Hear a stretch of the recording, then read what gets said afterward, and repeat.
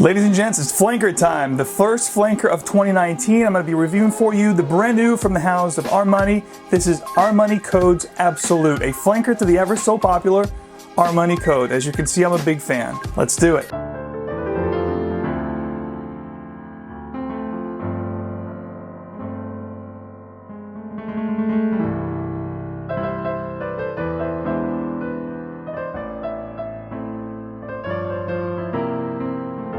What is up, Frag fam? Thanks so much for tuning in. Today, a 2019 release, just released in Europe, is not yet available here in the US, but I was able to get myself a bottle to do this for you guys, and I've been wearing this for about almost a week now. This is, of course, the newest 2019 Armani Code Absolu. Now, this is actually, we see Armani following suit here. Last year, we had a flanker also called Absolu from Acqua di Giu. It's actually Acqua di Giu Absolu. It'll pop up here for you. It was actually a review that I did for you guys last year. It's gonna pop up here somewhere, and it was actually one of my most complimented fragrances of last year. So not too shabby. Now let's see how Armani Code Absolu rendition is going to stack up against other flankers of this particular lineup. From what I understand, Armani Code Absolu will soon hit shelves here in the US. I'm thinking about early spring, so another month or so you should start to see this fragrance populate your local general store. There's nothing really interesting here about this presentation. As you see here, the box is very common. It's like cookie cutter, if you will.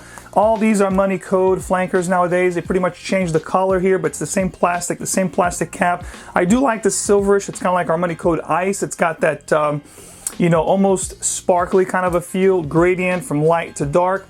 But you've seen one, you've seen them all. It's the same shape. I think the original was released in 2006, so they pretty much cookie cutter all the other ones, and this is no different. Armani Code Absolu is an oriental spicy fragrance, and the nose, the creator behind this fragrance is Anthony Massandu. All right, so what do we get from Armani Code Absolu? I've been wearing this fragrance for almost a week now, and what I can say for you guys safely is that I love to come out here and say this is amazing, it's brand new, it's, breathtaking. It is a very good scent, smells great, is mass appealing. It's definitely gonna get the job done if you're looking for compliments, if you're looking to smell great, if you're looking for a great fragrance to pair up your attire, especially in the evening time. I think it's more conducive of evening wear. You're gonna do great with this fragrance. However, if you have a nose that's seasoned, if you have, fragrances that are heavy in tonka, vanilla, sweet, which is kind of like what we've seen out there, taking the DNA or genre of your Paco Rabanne Invictus, amp it up with arrows, it's going to be in that same vein, that same genre of fragrances. So if you own fragrances like that, if you're familiar with that particular scent profile, this is going to be a little bit redundant for you. I'll be quite honest with you. I really want to do you guys a favor and really be 100% transparent with you with my reviews. And as I always tell you guys, if I love it, I love it. If I don't love it, it's not my favorite. Whatever the case may be, I will disclose that for you. Now, in regards to Armani Code Absolu, it does smell very good, like I said, but it's a rather redundant smell when it comes to my taste. And perhaps if you tried all those tonka, leathery, vanilla, heavy, sweet fragrances, this is definitely going to be redundant. Now, I also want to mention this is extremely sweet, almost syrupy. It's one of those scents that you really have to watch out on the sprays. 2 to 3 sprays is more than enough. This stuff here is really strong. That's one good thing about Armani Code Absolu. It actually does perform. We'll get to that in a second, but go easy on the sprays. This stuff can really be heavy, syrupy, overly sweet. I do like the green apple accord that I get up top with a little bit of that carrot seed that you have with this fragrance.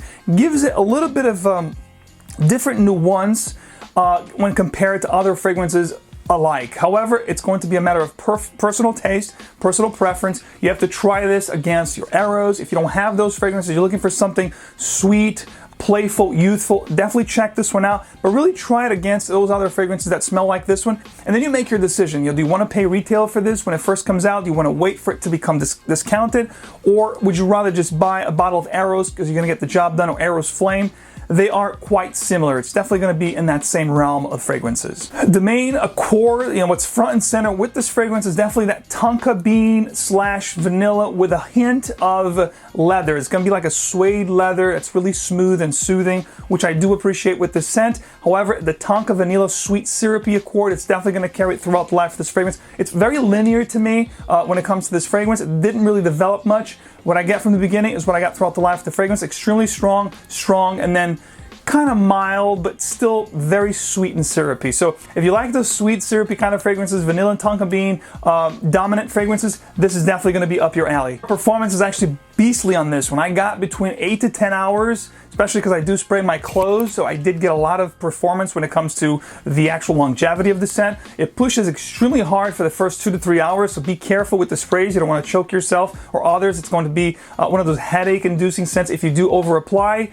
And the sillage, needless to say, you know, the scent profile is definitely going to carry throughout the day. It's definitely one that has no problems with performance. So kudos for that. You know, when it comes to performance, this is actually a good one. My final thoughts on Armani Code Absolu. It's a good release, not great. This is something that's definitely going to appeal to a younger crowd. No doubt about that. Great for a night out, going out with the boys, hanging out, if you go clubbing, if you like to go grab a drink. When it comes to like the perfect season, I think fall and winter or spring, heat of summer, I think this is too much. However, if you go into a place there's air conditioning going on, if it's going to be a controlled environment, definitely pull this one off for evening wear. You're going to throw off something casual, fine casual. I think this will be perfect. Date scent. I think this will do quite well. Now, the reason why I got this bottle, you guys may be asking, how come, Max, how the heck do you have a bottle of this fragrance when it's not even available here in the US yet? Well, funny you should ask. I am a part of a group which I do run. It's called the Emporium of Scents, FragComm. It's a Facebook group that has thousands of fragrance aficionados. And I do have a friend that always hooks me up with these cool releases before they actually get here in the US. So if you guys are into fragrances, you love to save money, you want to hear about news and what's going on in the fragrance world, don't miss out. I'm going to have the link below. I hope to see you guys at the Emporium of Scents. Hope you enjoyed my take on the newest from Armani, Armani Code Absolu. Now that's just my thoughts. Let me know what your thoughts down in the comment section below. If you have not yet tried Armani Code Absolu, let me know if you're looking forward to this or this is a pass for you. In the meantime, guys, keep on spraying and I'll catch you guys in the next one.